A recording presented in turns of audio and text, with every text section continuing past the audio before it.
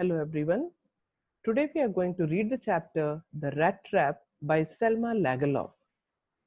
Selma Lagerlöf was a Swedish writer. She was born on 20th November 1858 at Marbacka in Sweden. Besides being a writer, she was a teacher. And she was the first female writer to win the Nobel Prize in Literature. She also got the credit to be the first woman to be granted a membership in the Swedish Academy. She wrote The Wonderful Adventures of Nils, which is one of her most well known books, and it has been translated into more than 30 languages. Among her notable works are The Invisible Links, The Miracles of Antichrist, etc. Let's move on to the characters of the story. First is a peddler. Peddler means seller, hawker, you can say. An old man, a crofter. Crofter is someone who works on a rented farm. Master smith, iron mill owner, Edla Manson, who is the daughter of iron mill owner. You know, first thing I would like to tell you is that here you can see the rat trap seller. The story, before proceeding on with the story, I would like to tell you something about the story. That is, it is said amidst the mines of Sweden that is rich in iron ore, and the story is told somewhat in the manner of a fairy tale, a short story about an old disheartened beggar who gets trapped due to his own greed. And children, what is worth noticing is how the story ends with a note of hope. The first slide you can see that here you can see the picture of the peddler. The story is dealing with a peddler who goes about the country selling rat traps. He is a vagabond, a tramp, and has no home to live in. Many times, no food even to eat. Life is very difficult for him. He used to make rat traps in his free time by collecting the materials required. And for the materials, he used to beg from the stores or big farms. Still, his business was not earning him any profit. Therefore, he had to beg or steal in order to survive. Poverty was very much visible in his looks. Let it be his clothing, let it be his appearance. His clothes were so torn, cheeks sunken, and one could easily see the hunger in his eyes. Thus, he was a lonely person without anybody whom he could care or who would care for him. Okay, so let's move on to the next slide. That is his philosophy of life. Peddler had his own philosophy of life. He walked along the road, lost in his own thoughts.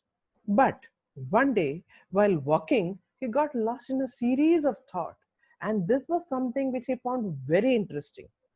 He looked upon the world in the light of his own suffering. It became his favorite pastime to think ill of others. It gave him great joy, a kind of satisfaction to think ill of others. Suddenly, he started comparing the world to a rat trap. Exactly as the rat trap offers cheese and pork, the world also offers riches and joys. Besides riches and joys, it offers food, clothing, and so on. There are so many things. And you know what the human beings do, he started feeling that man gets tempted by all these things. The way the rat gets tempted by the baits that is offered to it. And as and when man gets tempted by all these things, it closes in on him, and then everything comes to an end. He started feeling that all these things, that is the riches, joys, all these things are nothing but a temptation of wealth and power.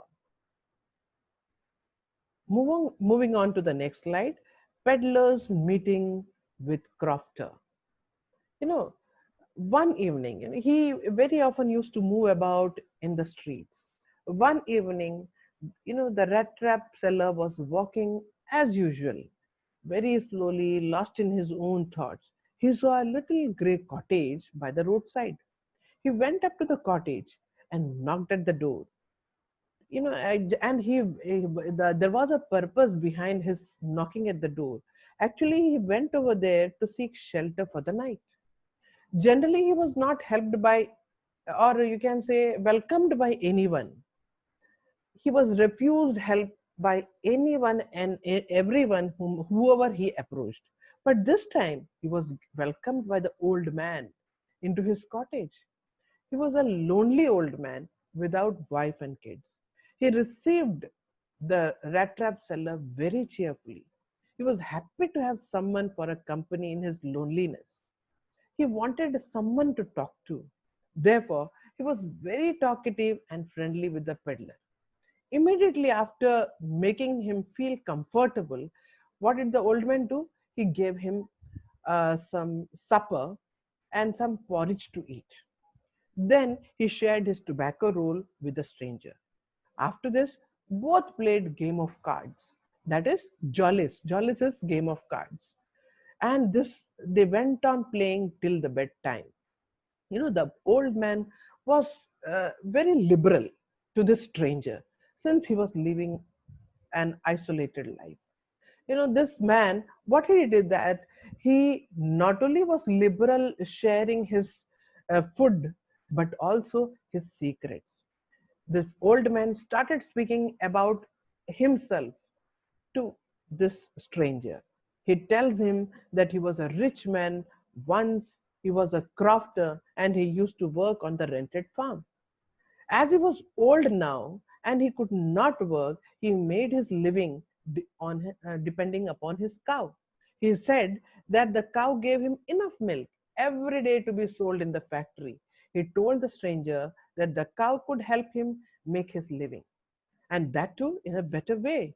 The old man said that he was able to, earn 30 kroner the previous month selling only the cow's milk, which was no doubt for him a very big amount. All these things, he was very generous, sharing his confidences also. The rat trap seller did not believe the old man's words. That how could a cow, through a cow, he could earn so much? He couldn't believe him. He seemed to be very incredulous. And this was observed by the old man also. To make him believe, what he did is that the old man took a leather pouch which he hung on the window and took three notes of 10 kroner each, which was very old and crushed. He showed those currency notes to the stranger, then kept them back in the pouch. This way, the peddler knows much about the old man. Now, the peddler tempted to steal his money. The peddler had observed the crofter keeping his money in a leather pouch, and that too, which was hung from a nail near the window frame. He took the note of the same. What he did is that next morning, what happened is that they both went in two different directions. Since the old man had his own share of jobs, he went to do up with those tasks. The rat trap seller, what he did is that he came back. He went up to the window, smashed the pane, stuck in his hand, and got hold of the pouch. He took the money and put the pouch back in its place. And he could easily do it because it was easy for him to grab. That rat trap seller was tempted to steal it. It was like a bait to a rat, like the peddler. You know, the peddler, the old man had been so generous to him, yet the peddler deceived him by stealing the 30 kroner from the leather pouch hanging on the nail. He did not show any respect to the confidence that he reposed in him by the crofter. Rather, he deceived. That was something a mean act on the part of peddler. Now, the peddler's experience in the wood. Now, after stealing the amount, what he did is that he makes his way through the forest. That is, after stealing the amount, the peddler was quite happy. He was patting his own bravery, and moreover, he was happy for he had money in his pocket. He then thought of walking through the forest, as it was unsafe for him to take the highway because he feared of being caught.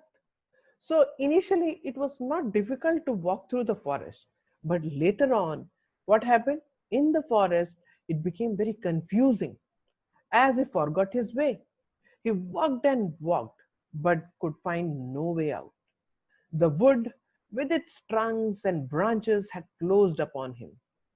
Now, at this point of time, he started thinking that now he himself was caught in the trap of world just like other people. He was fooled by a bait of money which he had stolen from the old man's house. And soon the evening approached. Since it was winter, the it became darker. The forest was getting more darker and more dangerous. Seeing no way out of the forest, what he did is that he lay down on the ground, waiting. He waited for his death. But just as he laid his head on the ground, he heard a loud, regular thumping sound. He walked in the direction of the sound. He soon realized that these sounds were the sounds of the hammer stroke from an iron mill. He thought that he could find some people nearby. Here arises a hope in the old man, the peddler. With this thought, he gathered some strength and started walking with great difficulty towards the direction of the sound. And soon he reaches Ramsjo Ironwork. Peddler reaches Ramsjo Ironwork. Okay, and here I would here brief you up something about Ramsjo Ironwork. Here it was a large plant which had shut down few years ago only. It was not completely shut down. Still, some work was being carried out. It had smelter, rolling mill, and a forge. Smelter means a machine in which metals are melted to form into a shape. A rolling mill is a machine to roll metals into sheets. And forge is a shop where metal is heated. You know, on that dark evening, the master smith and his helper were sitting in the dark forge near the furnace, engaged in doing their regular work. The blacksmith could not notice the arrival of a peddler because there was lots of noise. Like, since it is in an iron mill, obviously there will be lots of sounds, especially the waterfall, the north wind blowing, and the raindrops falling on the bricked tiles. All these produce different sounds. And due to this, he did not observe the stranger standing. The blacksmith was indifferent to the peddler because it was not an unusual thing also. Often, such kind of tramps would come into the forge to warm themselves up, and it was a routine thing for the blacksmith. The peddler, what he did is that after getting into the forge, tried to seek permission from the blacksmith so that he could stay in the forge for a night. And the blacksmith also allowed the peddler, and he did not feel like speaking a word to him. So he didn't utter a word to him, rather, he nodded with a very haughty consent. He gave him a haughty consent. This way, the peddler made himself comfortable near the furnace.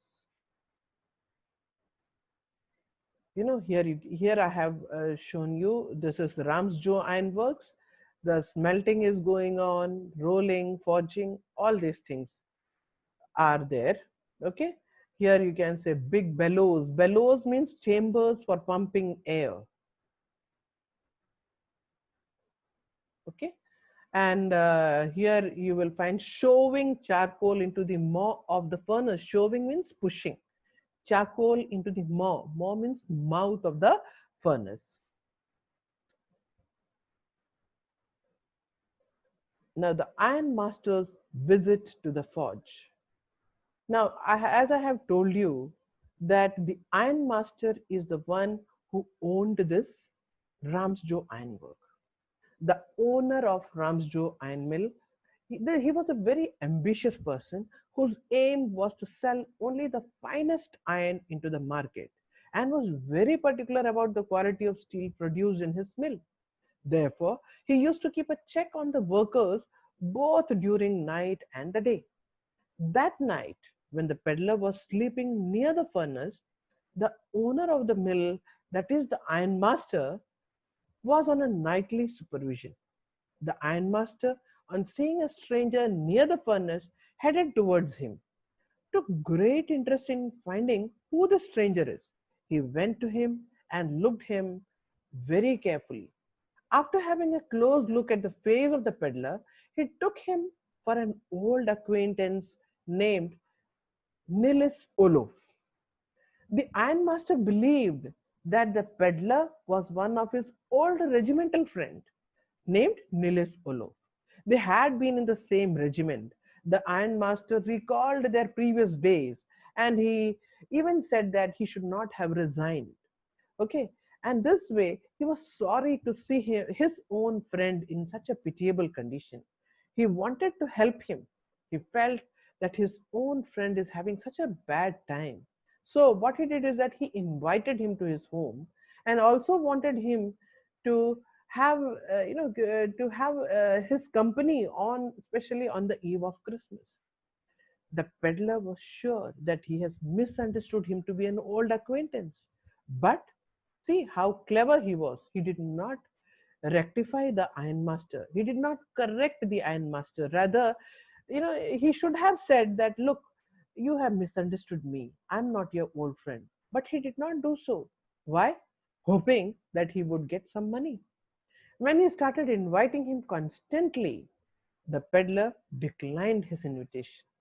He felt that by accepting the invitation, it would be just like invitation to the ironmaster's house. It would be just like voluntarily walking into the lion's den. According to him, it was not safe for him to go to the ironmaster's house. After all, he had stolen the money with him, stolen the money. And moreover, he didn't want to put himself in danger. His intentions were to sleep in the forge and then go away from there without even being noticed. Even after repeated calling, when he refused, the ironmaster returned home. Okay, he felt that he would not be coming, and this way he returned home. Now, after he returned, after a gap of half an hour, the ironmaster sent his daughter, and his daughter's name was Edla. Edla was the eldest daughter of the ironmaster. He hoped that his daughter may bring his friend home, as he believed that she was better in persuading others. And now Edla came to the forge to persuade the peddler to come home with her. She came with a large fur coat for the peddler and kept on requesting him to accompany her. But then one thing she noticed, that the peddler was afraid. She felt, she doubted, has he stolen something or has he escaped from the jail? She even doubted that how could this man be her father's old comrade? And besides this, it was very much visible that he was not an educated man. But, she did not make him feel any such kind of thing, but rather she kept on inviting him to her home. You know, Edla was a girl who was very kind, very friendly. She persuaded him, and finally, she could win his confidence. And she assured, besides this, she tried to make him feel very comfortable. She assured that he would be just as free to live as he wished. And this left him with no option but to accept the invitation. She also assured him that no harm would be done to him and he would be allowed to go when he pleased. She offered him a fur coat. The peddler wore the fur coat and started following the lady. On the way to the ironmaster's home, the peddler seemed to be very worried, felt as if he had committed a crime. He would be punished for it.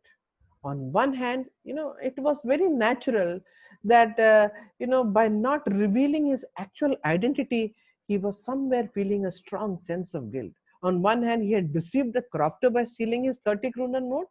On the other hand, he did not clarify to the ironmaster that he has mistaken him to be his friend. Now, here the ironmaster, on the other hand, was very happy to have discovered an old friend of his regimental days. The ironmaster said to his daughter that they had to do something good for the peddler and should try to find some better job for him. He wanted to help him by first restoring him to good health and then giving him some respectable job. Now here you can see Edla Wilmanson, how she arrived in a carriage, and in this carriage she took the peddler home. Now what happens is that the ironmaster, the ironmaster was going on planning that what he could do to his friend so that he regains his health and regains back his good old days. The ironmaster had seen the peddler in the dim, uncertain light of the furnace when he went to the forge. He had mistaken him for an old regimental comrade. Next morning, when he sees him well dressed in that broad daylight, he realized that he had made a mistake. He is annoyed, for he felt cheated and deceived by the peddler. The peddler pleaded that he had never claimed to be what he was. He says that he only begged to be allowed to sleep in the forge. He said that he could even now put on his rags and go. The ironmaster threatened the peddler that he would hand him over to the sheriff. At this, the peddler said that the ironmaster too would be caught in a trap some day as he himself got trapped. The ironmaster asked the peddler to leave his home immediately. But something happened. Here, Edla became very rigid about not sending the peddler. Edla did not want the peddler to go. That morning, she had planned so happy. She felt so happy that when she thought how she would be going to entertain the stranger on the Christmas Eve. Since morning, she was planning how she could make the peddler's day happy on the occasion of Christmas. Therefore, she went against her father's will and stopped him by closing the door. She told her father that the peddler walked and walked whole year long and he was not welcomed anywhere. He was afraid of being arrested and cross-examined. Now, now what happened is that she wanted that he should enjoy a day of peace with them in their home. How Edla treats the peddler. She treats him compassionately, even after knowing the truth about him. The world, she feels that the world had never been kind with these peddlers. Everywhere he went, he was chased away. But Edla treated him as if he was really a captain with so much care and so much of affection. She allowed him to spend a Christmas Eve on her home, giving him home-like feel for once in a year. She tried to explain the difficulties faced by the peddler, you know, and she explained this to her father, and quite reluctantly also the ironmaster agreed to that. He was helpless before the very convincing attitude of Edla. It showed that the girl was full of compassion for this peddler. She told him that the suit he wore was a Christmas present from her father. She assured him that he would be welcome to spend the next Christmas Eve with them and promised that nothing bad would happen to him. All these things puzzled the peddler, that even after knowing that how he had tried to cheat them, how this girl was so generous to him. Now the Rattrap man turns a new leaf. The next morning, it happens that Edla and her father went to the church. And from there, they learned that a tramp has robbed a crofter, and this apprehended that this is the same man. They instantly returned home. They thought that by this time they would reach, he would take away all the things at their home. But when they reach home, they find that nothing has been stolen. The tramp has already gone. He had left a rat trap as a Christmas present for Edla, along with a note and a 30 kroner. In his note, he had requested that the stolen money was to be returned to the rightful owner. He told Edla that having been treated with so much dignity and having had his status elevated to that of a captain, he felt that he could not embarrass them. He signed himself as Captain Von Stable. The peddler wrote that he was a rat who had got trapped in the world's rat trap by stealing the crofter's money. The money had lured him like a bait. Now that he had returned that money, he was no longer a rat in the trap. All these things happen because of Edla's treatment towards the peddler. The treatment, the polite and humble and gentle treatment, changed his mind and converted him into a good man. And another thing is that he signed the letter as Captain Von Stable. Why? And he wanted to prove that it was Edla's compassion and kindness which enabled him to behave in a manner worthy of her trust. Signing his name as Captain Von Stable was an acceptance of the exalted stature of the captain that the peddler had been placed at.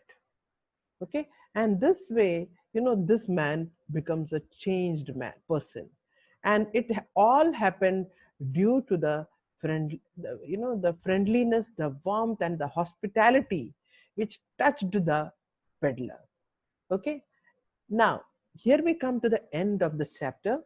What we learn from the story, what do we learn from the story is that it helps to realize that all is not lost for human beings who are prone to fall into the trap of material benefits. The ending also pays tribute to the goodness of humanity here exhibited through Miss Edla Manson.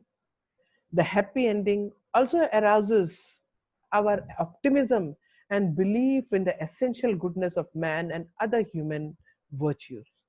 Thus, I hope that this story has no doubt a beautiful ending.